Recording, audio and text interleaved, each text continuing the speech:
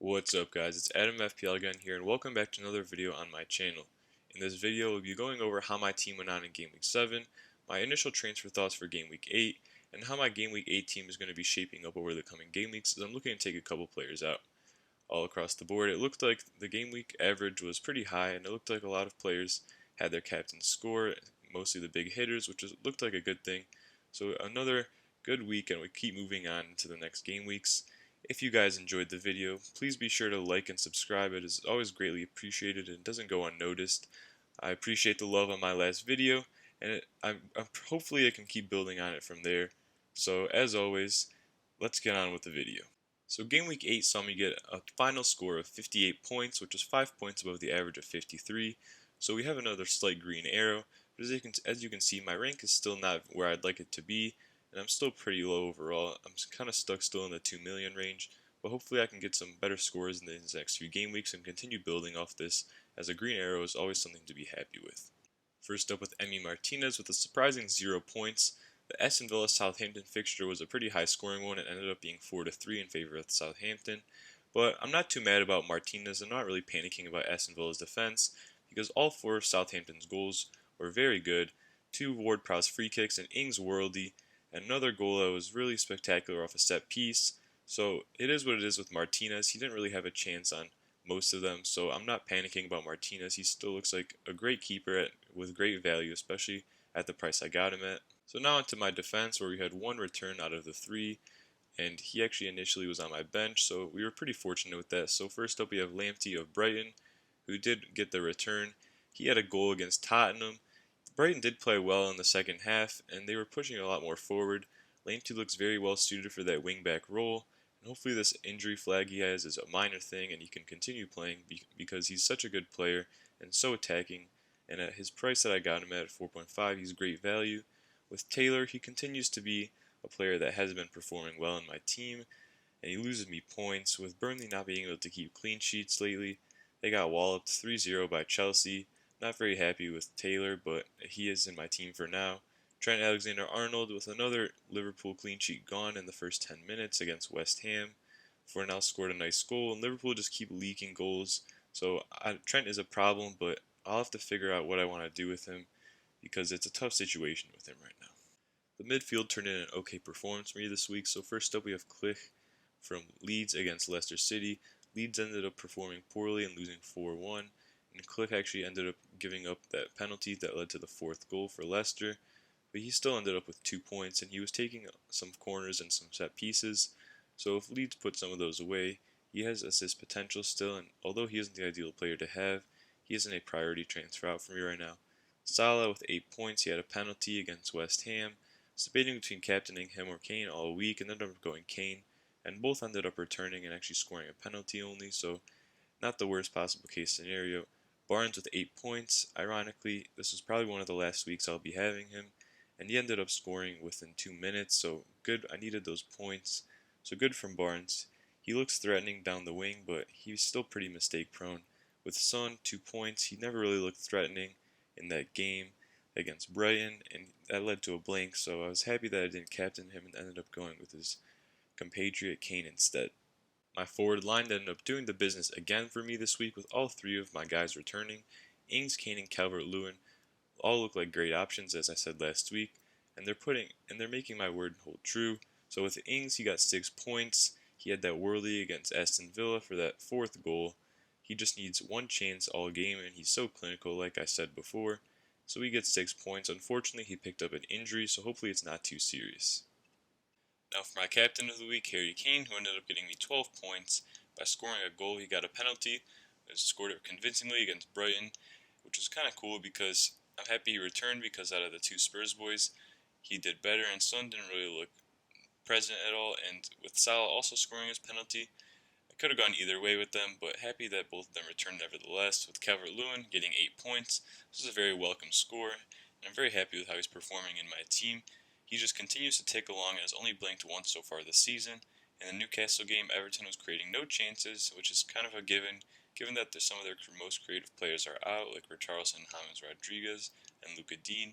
But Calvert-Lewin continues to show why he's in such magnificent form, and why he's just a consistent player so far this season, getting a goal and a couple bonus points and giving me 8 points, so good stuff from him. So now for some of my initial transfer thoughts that I've had for Game Week 8 and for the future Game Week. So in Game Week 7, I banked my transfer, and rightfully so, because I saw that a lot of my players that I was planning on getting out still had one more good fixture left in them, and I was hoping that by holding on to them, I could hopefully get some points from them from the last game that I would have them, and also I could save my transfer and kind of play like a mini wildcard in Game Week 8 by doing 2 or 3 transfers.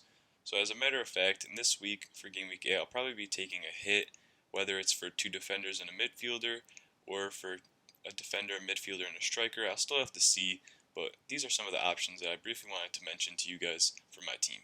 So first up, I'm thinking about getting Romain Saiss of Wolves out for either a Chelsea defender like Chilwell or a West Ham defender like Masuaku. So with Saiss, my thought on him is he didn't play last week.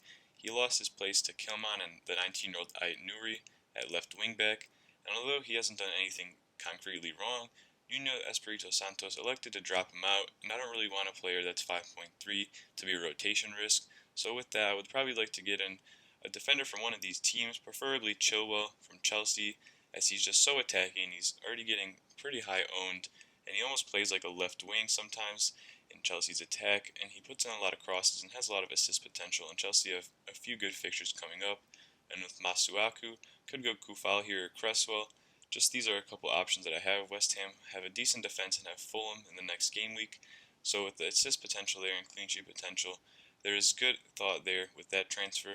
With Ings might be injured for a long time. We still have to monitor what they're saying in the press conferences and stuff like that. But if the knee injury is serious, then I'll look to ship him off for a less expensive striker and get in the likes of Bamford or Callum Wilson, because I could save that money from Ings and get a Man City player in the coming game weeks, and Bamford and Wilson look like some good players on the rise that are ticking along in their respective teams.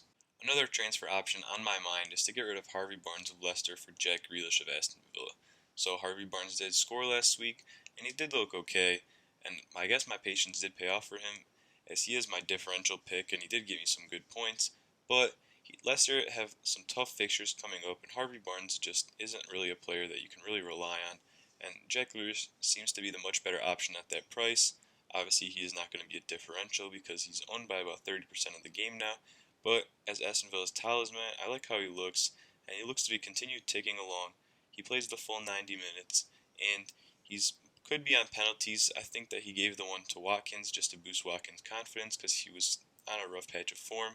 So if that added bonus could be there, Grealish could be a great pickup at 7.3 million, and he continues to be on the rise. Now for the current look of my Game Week 8 team, obviously keep the transfers we talked about previously in mind, as this is not the set lineup, but we first have Martinez against his former club Arsenal. I hope that Villa can get back to their defensive ways, and hopefully Martinez can get a couple save points here, or even a clean sheet, but granted Arsenal is a tough fixture, so we'll see what happens there. With Trent against Man City, I still have a selection headache with what to do with my Liverpool defenders, and this is not a set pick, but I'm not guaranteeing a clean sheet here, especially with Man City. Even though they haven't been scoring as much this year, they still have some of the best attackers in the game. Lamptey against Burnley, I hope that he's not injured and he won't miss out this week, as this could be a nice 0-0 game probably, so I'm hoping that Lamptey can give me some points if I play him. Saiss against Leicester, this will probably be a different player like Chilwell, so nothing to consider there really. Salah against Man City, this Liverpool-Man City game will be an interesting one. It could be low scoring or high scoring, we'll see what happens. But Salah is a definite keep in my team.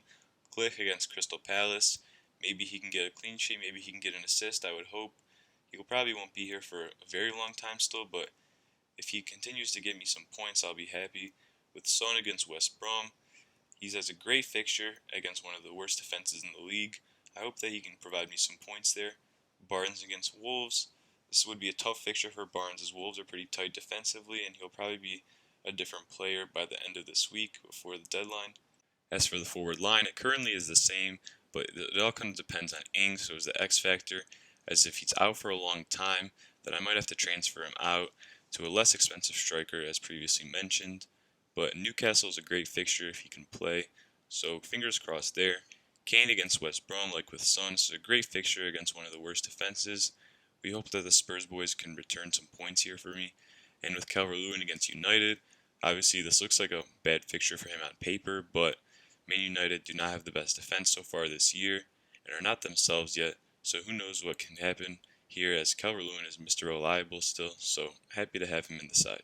As for captaincy, right now it could obviously still change by the end of the week, but the Spurs boys stick out with their fixture against West Brom, and Salah is always someone you can always captain, so that's my thought on the captaincy between them again for yet another week. That's going to wrap up this Game Week 8 team selection and preview video. If you guys enjoyed the video, please be sure to hit those like and subscribe buttons down below and smash those notification bells to be the first to view my weekly videos, as it is always greatly appreciated and helps out the channel immensely. Also, if you have any comments about your team or mine, any transfer thoughts and questions, or other tips about FPL that you might need help with, I am replying to all my comments all the time, and I'll be happy to help you guys. So, as always, it's Adam FPL, and I'll see you guys in the next video.